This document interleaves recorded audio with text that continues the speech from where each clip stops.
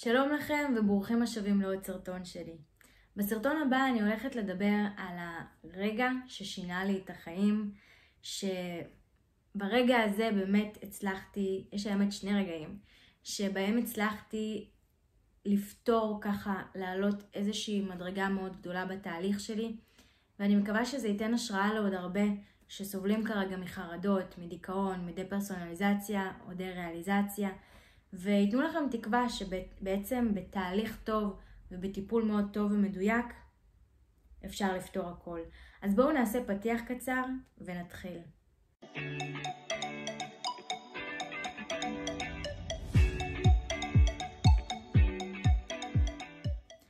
אז מי שלא ראה את הסיפור האישי שלי, נראה לי שאין מישהו כזה, אבל הוא נמצא בערוץ היוטיוב שלי ואני מספרת שם את כל מה שעברתי, את התהליך, וזה יצא קצת מבולגן כי באמת זה היה תהליך ארוך ועם הרבה מטפלים והרבה טיפולים והרבה שיטות והרבה טכניקות והמון דברים. הדברים שהכי עזרו לי בסופו של דבר היו כמה מטפלים, כל מטפל נתן לי איזה משהו, אבל היו כמה מטפלים, יותר נכון מאמנים, שמאוד עזרו לי, שנתנו לי ככה, באמת עזרו לי לצאת מזה מאוד, ואני אדבר על הרגעים האלה. ועבודה עצמית, כל הזמן להיות בעבודה עצמית, לא לחכות למפגש, לא לחכות לישועה, לא לחכות לדבר, אלא להיות בעבודה עצמית ובתרגול עצמי.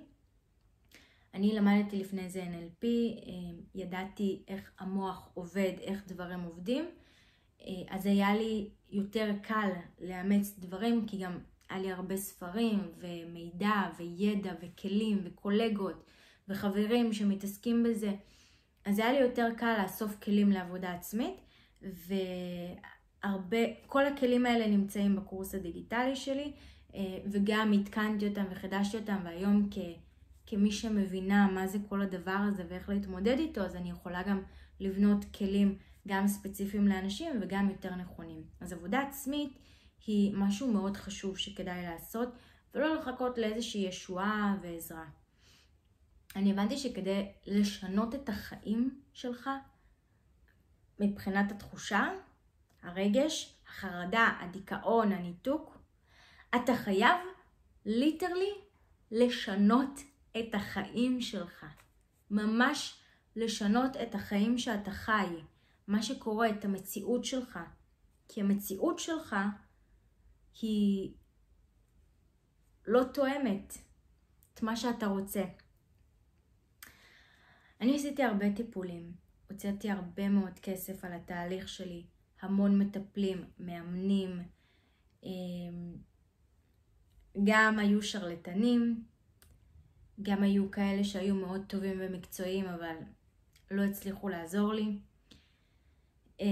ויש שני רגעים מאוד חזקים שעשו שינוי מאוד גדול. הם היו הקפיצה הגדולה.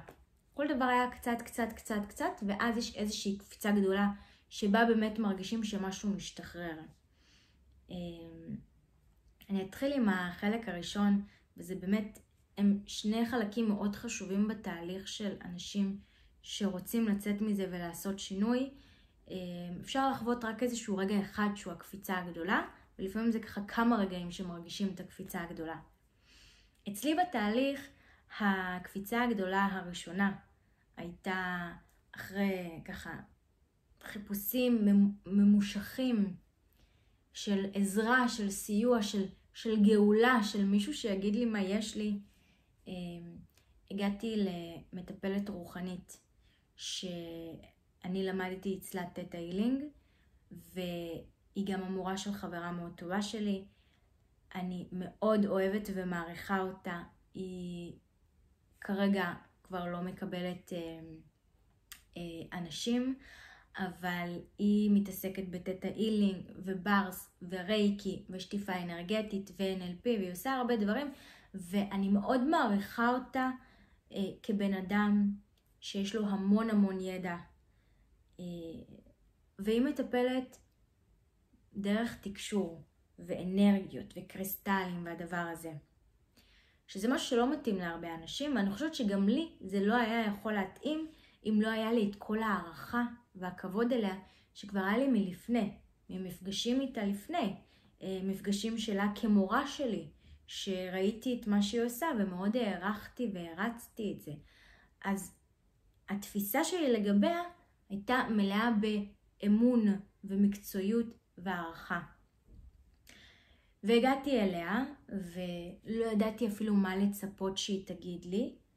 תהיתי לעצמי ואמרתי, טוב, בטח גם היא לא תבין מה יש לי ומה אני חובה ומה אני מרגישה, כמו כולם. והיא הסתכלה עליי בעיניים הגדולות שלה ככה עמוק בפנים והיא אמרה לי, את בפניקה, מה שיש לך זה פניקה, תירגעי. והרגשתי שהיא באמת יודעת מה היא אומרת ופתאום נרגעתי, פתאום באמת נרגעתי. אני גם הרגשתי שיש לה הרבה מאוד ידע, אני עדיין חושבת שיש לה הרבה מאוד ידע ואישה מעניינת, מדהימה, מסקרנת, באמת מאוד חכמה. וכשאני הגעתי למפגש איתה, אני הגעתי ממקום שמשליך את האחריות עליה. אני הגעתי למפגש ואמרתי, טוב, אני אתן לה את הבעיה ושהיא תמצא פתרון, כי אני כבר לא יודעת, אני עבודה לגמרי, אין לי מושג, לא יודעת מה יש לי, איך לפתור את זה, מה לעשות, אני עבודה לגמרי. וברגע ששחררתי את האחריות הזו אליה, אמרתי, אני אכנס לפגישה איתה ויהיה בסדר.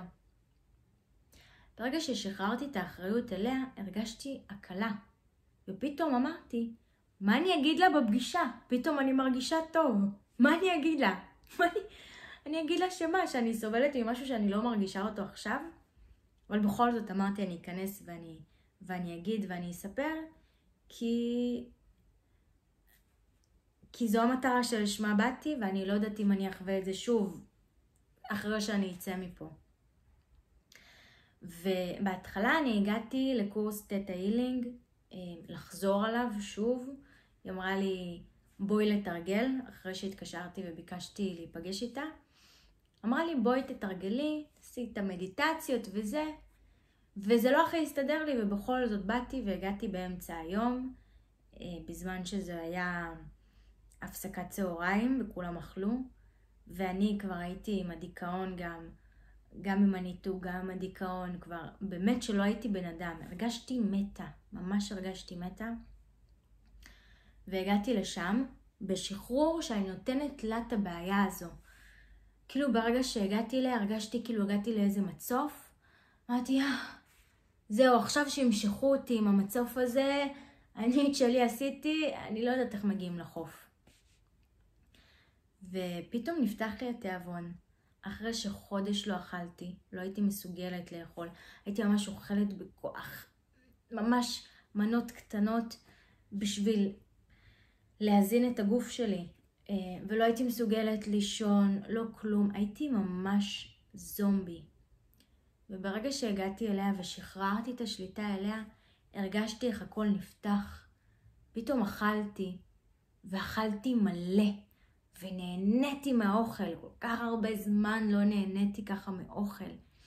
ואז נכנסנו לשיעור, וזה מדיטציות, והיא מדברת, ויושבים ככה על הרצפה במזרונים, ועם קריות וזה, ופשוט נרדמתי שם.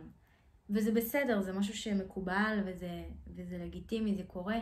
פשוט נרדמתי וישנתי שם שעות, שינה כזאת טובה, שלא ישנתי חודשים לפני בגלל כל הניתוק והדיכאון והחרדות. והרגשתי מדהים ויצאתי משם ואני באתי לשם כדי שאני אוכל אז לקבוע איתה את הפגישה. ואמרתי, וואי, אני כל כך בטוב עכשיו, אני לא נראה לי שאני צריכה את הפגישה. אבל בכל זאת קבעתי, בכל זאת הגעתי. ובאמת זה היה לטובה, כי כשיצאתי משם עוד פעם חזר הניתוק. וכשהגעתי לפגישה איתה, המשכתי עדיין את התהליך ואת העבודה עצמית ועוד מטפלים והכל. וכשהגעתי לפגישה איתה, כבר הייתי אחרי איזשהו תהליך. זאת אומרת, הייתי אחרי משהו. היה עדיין את הניתוק, אבל לא בעוצמות הראשונות, ולא היה את הדיכאון כמו בעוצמות. היה שם עוד קצת דיכאון, אבל לא לא כמו לפני. ואז היא אמרה לי שוב שאני נמצאת בפאניקה ושזה חרדות והכל בסדר. והיא אמרה לי, היא עושה את הטיפול בדרך של תקשור. היא אמרה לי שהיא רואה אותי מתחילה לימודים באוניברסיטה, זה היה שבוע לפני תחילת הלימודים באוניברסיטאות. אמרתי לה, מה פתאום?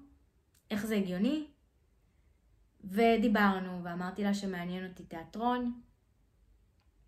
ומפה לשם היא אמרה לי, את הולכת להתחיל ללמוד.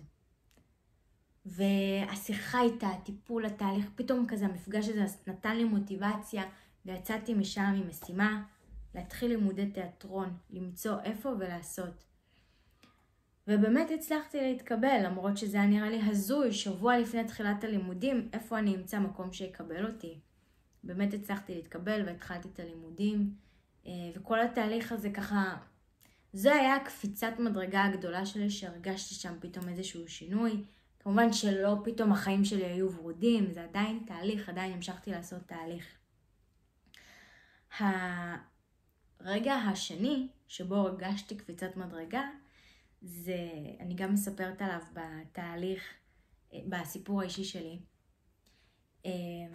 באמת הניתוק השתפר ועשיתי הרבה עבודה עצמית והמשכתי תהליכים והמשכתי דברים, המשכתי ככה לפתור את הדברים שמפחידים, שמלחיצים אותי. והמשיכו לי ההתקפי חרדה עם טריגר מאוד ספציפי. טריגר שהכניס אותי בעצם לניתוק. התקף חרדה מאוד גדול שהכניס אותי לניתוק, והוא יצר לי טריגרים שגרמו לי להתקפי חרדה. אני כבר לא בניתוק, לא בדיכאון, לא בחרדות, אני חיה את החיים שלי ועדיין יש איזושהי חרדה שמנהלת אותי. ואז החלטתי ללכת לטוני רובינס, מי שזוכר, והגעתי שם לאיזה מישהי שאמרה לי, אני אוכל לעזור לך, אני מטפלת ב-NLP, עשתה לי איזה 5 דקות ככה עם העיניים, והרגשתי את זה משתחרר. וזה היה הקפיצת מדרגה הגדולה השנייה שלי, ואני רוצה לפרט עליה מה קרה שם, כי הרבה אנשים אומרים לי, אני חולם שיבוא מישהו ויעשה לי ככה עם העיניים ויפתור לי את כל הבעיות. היא הייתה המדרגה האחרונה בתהליך, באמת. הדבר האחרון שפשוט נשאר, אחרי כל התהליך הארוך שאני עשיתי. מה שהיא עשתה לי בעצם, זה לקחת את הזיכרון הטראומטי, את החוויה הטראומטית, שבאופן לא מודע, שנמצאת עדיין בתת מודע, ושולטת. כל דבר שמזכיר את האירוע הטראומטי הזה, היא ישר מכניסה חרדה, כי היא מרגישה שיש שם סכנה. אז הזיכרון הטראומטי הזה מאוד שלט בי וניהל אותי, ובעצם הוא יצר את הטריגרים.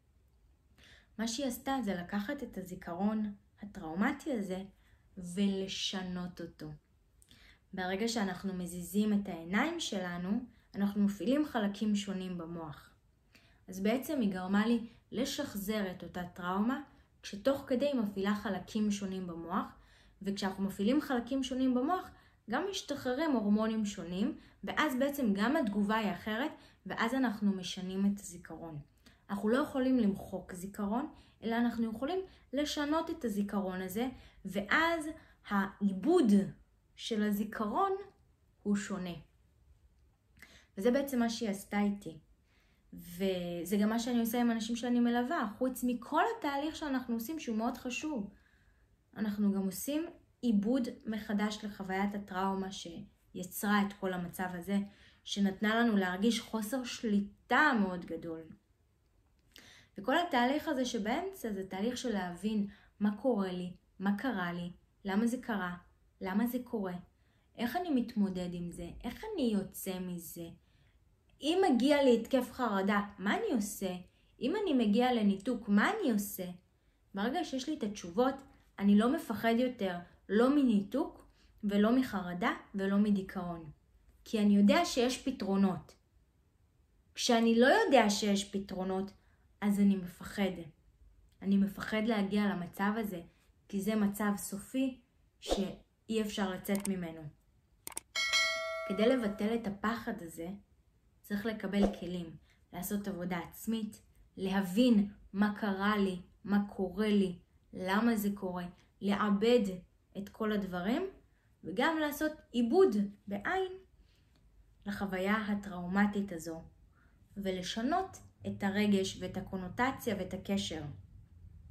במקום שזו תהיה חוויה מפחידה, זו תהפוך להיות חוויה מלמדת. והשלב האידיאלי זה להגיע למצב שאני אומר תודה על כל מה שחוויתי. ואז אני יודע שבאמת השלמתי עם המצב הזה. וקיבלתי אותו כחלק מהחיים שלי. אני מאחלת לכם בהצלחה, ושתמצאו את הטיפול או האימון המתאים ביותר עבורכם. אם יש לכם שאלות, כתבו לי אותם כאן בתגובות. אם אהבתם את הסרטון, אז תעשו לייק, ואם עדיין לא נרשמתם כמנוי לערוץ, אז לחצו עכשיו על הכפתור יירשם כמנוי, ונתראה בסרטון הבא. ביי!